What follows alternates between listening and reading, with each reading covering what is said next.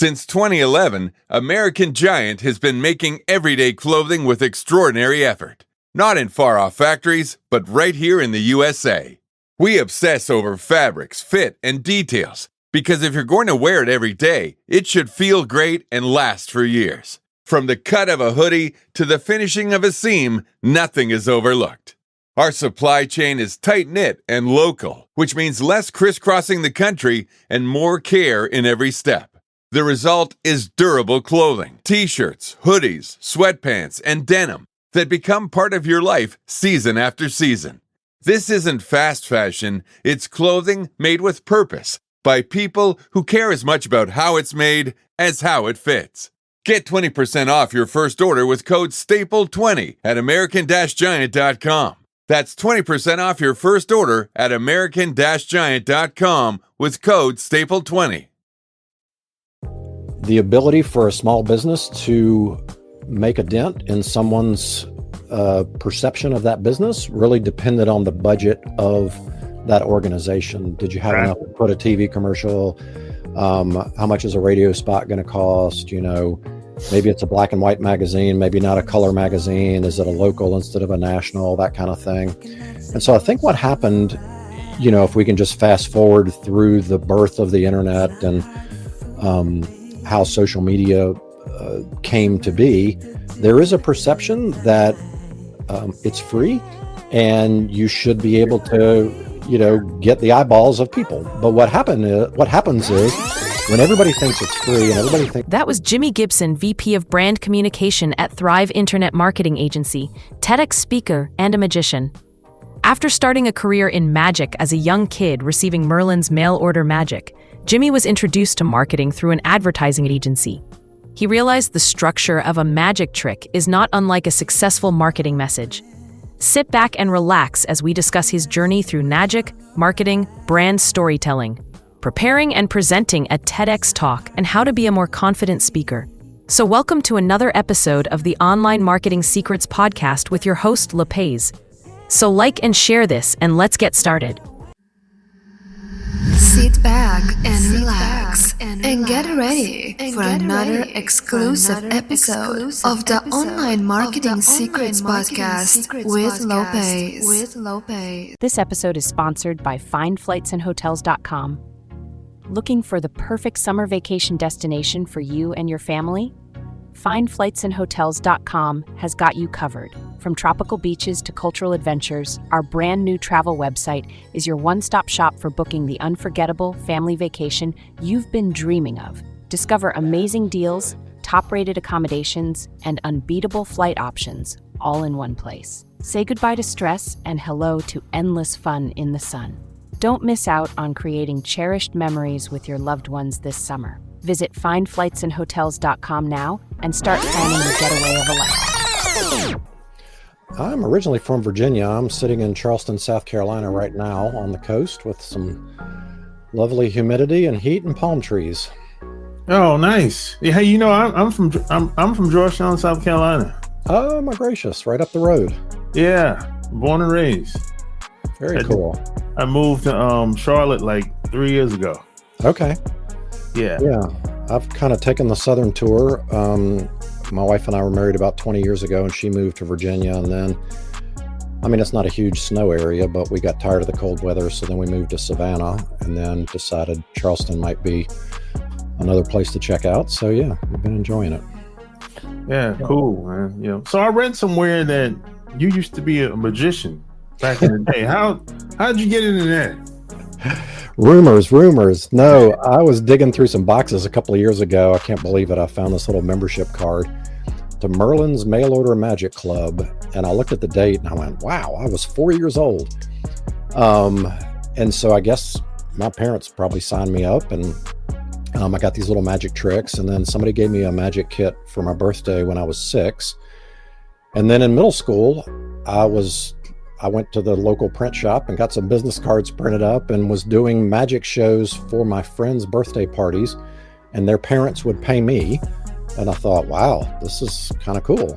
Oh, wow. And then in high school, I started working for an ad agency doing promotional shows for one of their clients. And yeah, just kind of went from there, and had a theater in Myrtle Beach, which is right up the road from Georgetown. Performed a corporate event at the MGM in Las Vegas. I've done a variety of things related to magic, and I've also been in the marketing world, and it seems to have a lot of similarities to the way you structure a magic trick and the way you need to craft a marketing message. So it's always been interesting to me in the psychology of persuasion, and, in a good sense, not trying to trick somebody, but how you need to follow a certain sequence of the way you speak to a potential client, and whether it's in person or online. And yeah, I would say I still do magic shows. Yeah, that's great, man. I met a guy that was he kind of have the same, he took the same route as you did years ago. I met a guy this is like 25 years ago. He was an older guy at the time, and he started off as a street magician. Then he graduated to the stages, and then he started a publishing company and started various businesses. And he told me, man, a lot of stuff that magicians do, they overlap in business. He said, if you really think about it. It's true. That's what I've found. It's kind of the mindset I get into when I'm thinking about a marketing campaign, for sure. Yeah, So okay, you used to perform in front of people growing up, in front of your friends and probably family, more than likely. Yep. So what made you go into business? Well, I think I mentioned I had worked for an ad agency in high school, and where everybody else is sort of cutting the grass or working at a fast food restaurant, I'm out doing shows for this company. And there was a gentleman who was also a magician who was in charge of that account. So I got to go to the ad agency, and I thought, wow, if I wanted to study something and have a career that would go hand in hand with magic, I think it would be marketing or advertising. And so I went to school for that. And when I got out of school, I was actually a graphic designer, and then was able to work my way up to creative director. So we were working on campaigns, and I was guiding the team on the thinking behind what we needed to do. And I had the opportunity to run the agency that I was working for, and got to meet with the clients, put my suit on and go meet with the client and figure out what their business problem was, and then come back and take my tie off and get with the team to actually create the solution to drive money to that client. And so I guess from a business standpoint, I was always fascinated with how a business works, just like I'm fascinated with how a trick works. And in the process of doing a trick, you have to create some sort of wow for an audience, right? And so in business, if you're not creating a wow, then they're probably going to a competitor, or they're probably looking for another solution, whether it be a product or service. And so, yeah, they're both fun. And I guess my wife, she rolls her eyes. Like if we're driving around the neighborhood going somewhere and a new business opens up, I always look over and go, wonder what they do. Wonder how long they're going to make it. I wonder what their best dish is if it's a restaurant. I wonder what they sell. And so you just have to have an inquisitive mind. And I think that's also part of magic. And, I've talked with a lot of different people that are in both worlds, and there seem to be a lot of similarities. Just like you said, your friend was kind of on the same path. Yeah, there's a lot of overlap, man. Yeah, I'm serious, So first, how did you have the confidence to know that, hey, you know what? Man, I can do this. Because it takes a lot of confidence, because, because you maybe mastered magic and you be like, hey, yeah, I got this, but I'm going to take these principles, and I'm going to go full steam ahead, and I'm not looking back. That takes a lot of confidence. Yeah. Now you're talking about from the magic standpoint or from the business standpoint? Business. business? Yeah. So I think probably the performance aspect and being able to walk into a room and have something that I had rehearsed and knew that it was going to be cool to show somebody. That was sort of the mindset of literally being able to walk into a room of people and go, hey, do you want to see this trick? Because early on, I was hired to do what they call walk around magic, which sounds like kind of like street magic, like your friend was doing, where you might be hired for some sort of reception or business function. And it was your responsibility to go up to tables and introduce yourself and do a trick, right? And so you kind of just have to get over the fact that you don't know these people. But the fact that I've already done this trick 300 times, I know that they're going to like it once it's done. And so when I got into the business aspect of it, if you truly believe that your product or service is going to benefit that customer, then you should have no problem approaching someone and saying, hey, where are you from? What are you doing? Let me learn more about you. And then being able to present your product or service. And so I think that training in magic gave me the confidence to be able to, from working at a variety of advertising agencies and marketing agencies, to be able to have a conversation with a prospective client, knowing in the back of my head that we had already gotten good results for other people using some combination of services that are in the tool belt of a marketing agency. And then just asking questions and navigating where is their pain point, what is unique about that product or service, and then reflecting that back to them, and then almost putting on a show or putting together a performance of here's how you're going to go into the marketplace and describe that.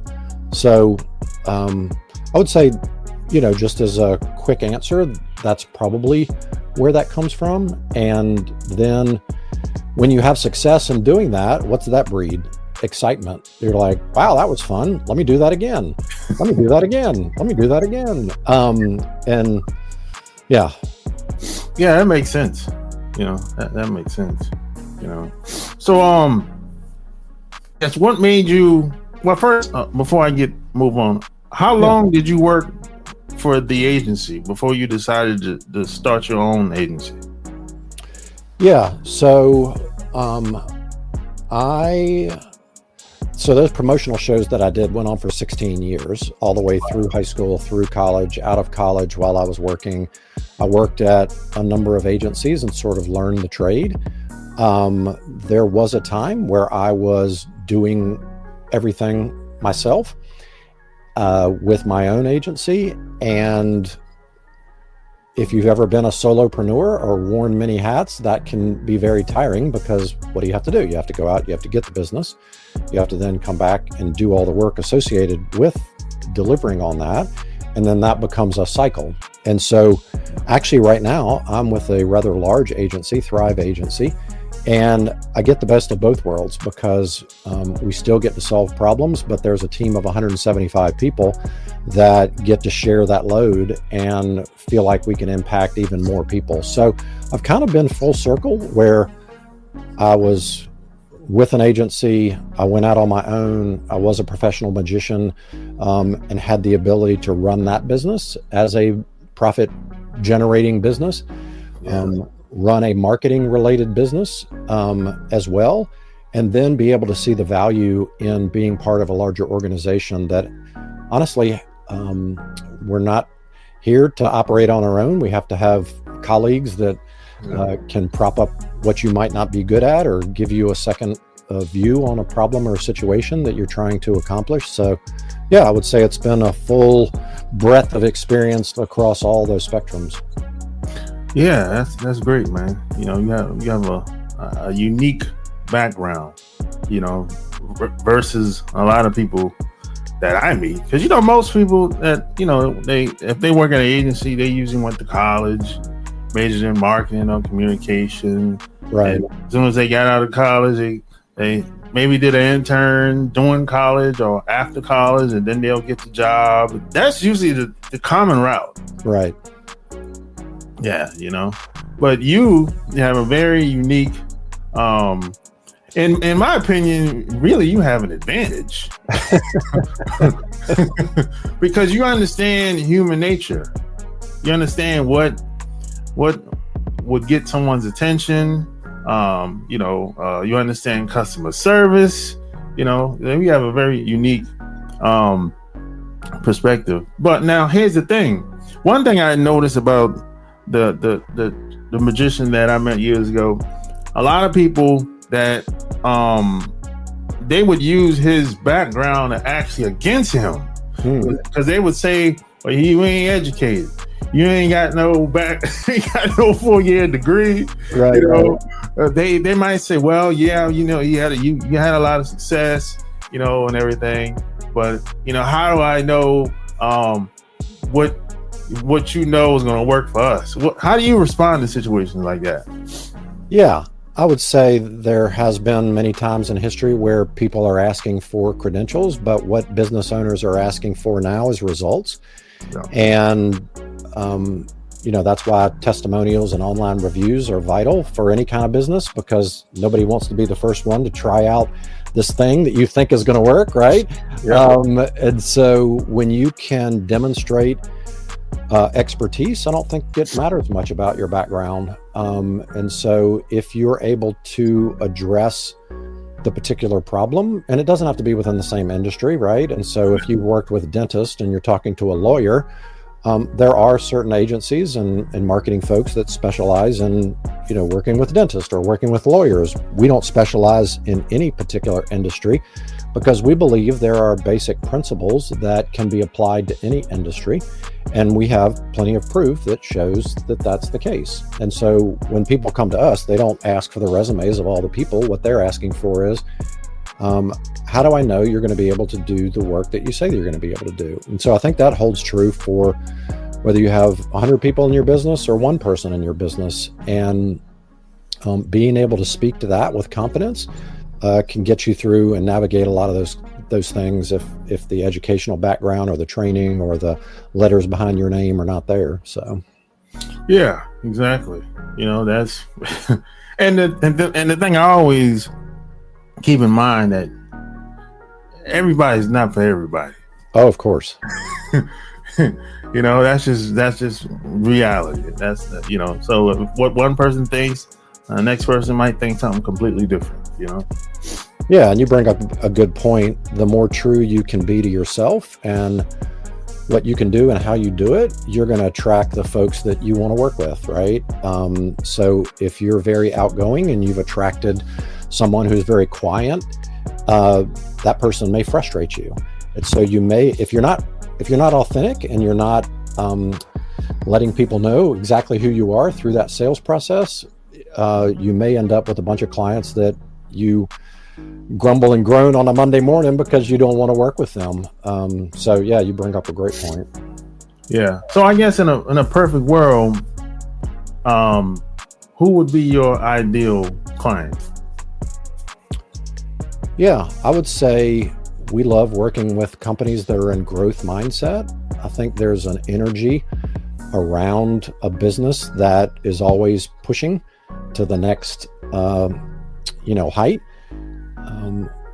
I've personally worked with a lot of businesses who are sort of satisfied with where they are, and it's not very motivating, because if you're somebody who wants to try out new things or brings creative ideas to the table, they often get shot down because for whatever reason, that business is comfortable where they are. The other thing about a growth mindset is you're always looking for collaboration or improvement or maximizing results. And so I'm kind of a competitive person, so that feeds well into my personality.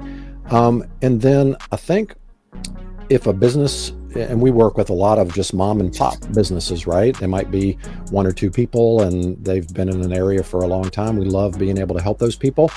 But if you're asking for an ideal client, I think some complexity that is part of it could be a multi-location business or a franchise organization that has lots of parts and pieces that sometimes overwhelm other companies because maybe they don't have the team that is familiar with navigating all the buttons and dials associated with how to get not only good results for the parent organization, but the individual organizations that are part of that overall organization. So yeah, I would say that's probably a good description.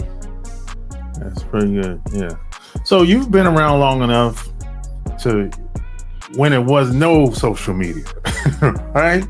Oh, gracious. Boy, you're hitting to the core here. I've been around since computers weren't part of marketing. Yeah, you used to have to put everything in a typesetting machine and it would print out galley proofs, and then you would have to wax them and paste them down on a board and then take a picture of them. And it was painful. Yeah. And then, of course, there was a fork in the road with, they called it desktop publishing back then, and the computers came into being. And I think we're sort of in that deja vu of AI and people going, oh, wait a minute, what's going on here? And so I think we're at another fork in the road with AI.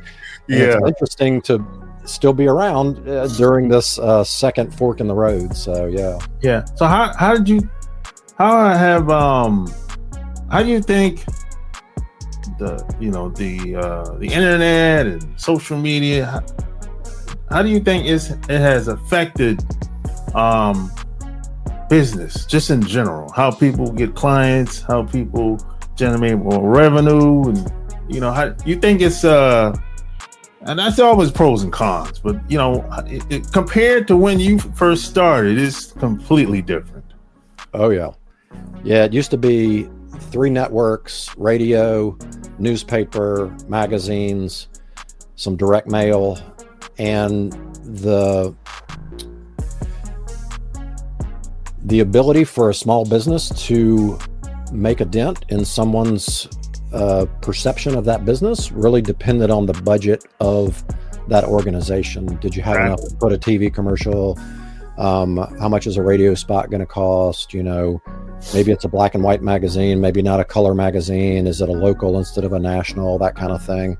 And so I think what happened, if we can just fast forward through the birth of the internet and how social media came to be, there is a perception that it's free and you should be able to, get the eyeballs of people. But what happens is when everybody thinks it's free and everybody thinks it's easy, there's a lot of clutter. There's a lot of noise. A lot of these social platforms are now publicly traded. They encourage pay to play instead of free exposure. And so the folks that are actually getting attention are able to understand that psychology. And so we've heard about stopping the scroll and what is your hook and how are you going to keep somebody interested for more than 30 seconds. Now you have to put in a little bit extra effort to think through, what does my audience actually want? What gives me the right to speak to them for more than 30 seconds? How am I going to intrigue them? And so I think we've lost a lot of that ability to connect with our audience. And people can say, oh, social media doesn't work, or SEO is dead now that AI is out. I think a lot of those people might be pushing the easy button and just putting out content that really doesn't beg anybody to care.